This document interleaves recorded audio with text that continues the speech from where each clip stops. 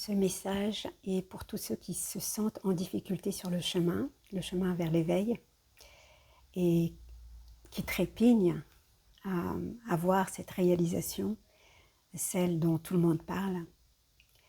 En vérité, là, c'est toujours le petit moi, en fait, qui cherche un résultat.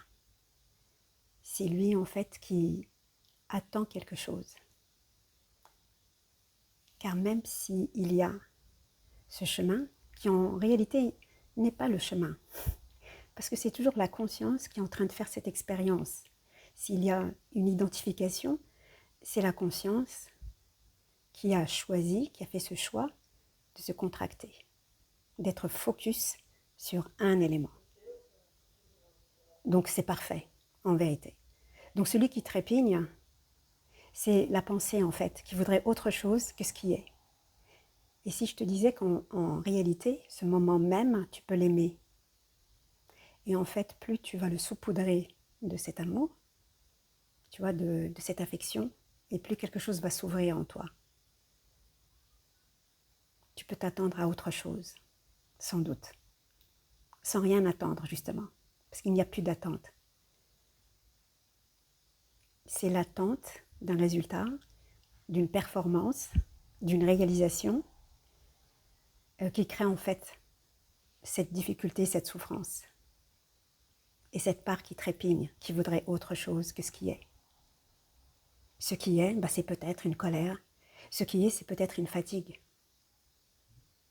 Mais peut-être que ce désespoir, si tu pouvais aller jusqu'au bout et voir le fruit qu'il porte en lui, en fait,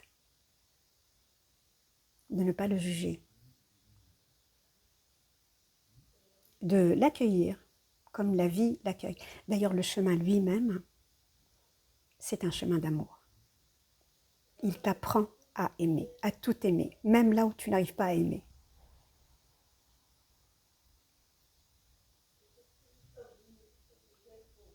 Car c'est le petit moi, en fait, qui voudrait l'éveil, comme le petit moi qui trépigne parce que son patron ne lui a pas donné, ne lui a pas accordé quelque chose. Ou le petit moi qui trépigne par rapport à une relation, ou à des biens matériels. Il est en conflit, en fait. Il y a toujours un deux. Ce sont deux pensées, en fait, qui s'entrechoquent. Donc on peut regarder ça et voir que cela qui voit, c'est l'unité. C'est le un, en fait, qui perçoit tout cela. Et quand ça commence à aimer, même là où on n'est pas censé aimer, alors tu vas commencer à sentir quelque chose d'autre en toi, quelque chose de plus grand qui peut accueillir tout, même ce que tu juges pas parfait.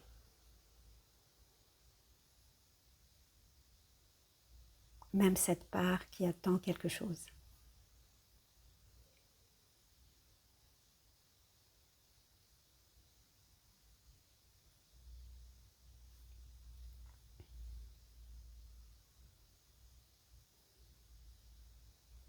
D'aimer même cette attente, cette soi-disant attente, car c'est toujours la conscience qui fait cette expérience. Et tout est équanime pour elle.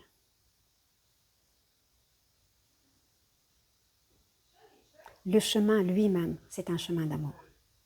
Il t'apprend à aimer. Il t'apprend à découvrir ce que c'est que l'ouverture, ce que c'est que l'acceptation de toi. Il ne s'agit que de toi, en vérité, parce que quand ça s'ouvre en toi, en fait, ça s'ouvre partout. C'est toutes ces choses illusoires, cette ombre qui tombe, pour voir qu'il n'y a que la vie, en fait, la vie entière qui est là. On dirait que quelque chose te quitte, mais en réalité, c'est la vie qui s'invite. Car il n'y a que la vie. Et tu ne fais qu'un avec elle. Donc s'il y a un conflit, ça voudrait dire que la vie, il y aurait un problème. Mais il n'y a aucun problème. Tu es la perfection même.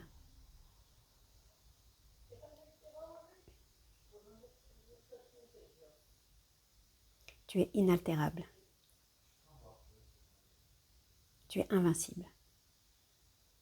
Et le monde des objets, le corps, les êtres humains, les êtres, sont imparfaits, sont vulnérables. C'est toute la beauté en fait de l'expérience. Sois ce héros. Deviens-le pour être souverain, redevenir souverain. Ce que tu es toujours en réalité. Choisis l'amour et vois. Tant que tu peux, choisis l'amour et vois. Et quand autre chose veut avoir raison, vois-le aussi avec amour. Le mieux que tu peux, le plus souvent que tu peux.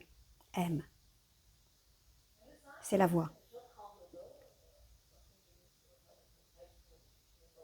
C'est la voie de l'innocence, l'amour.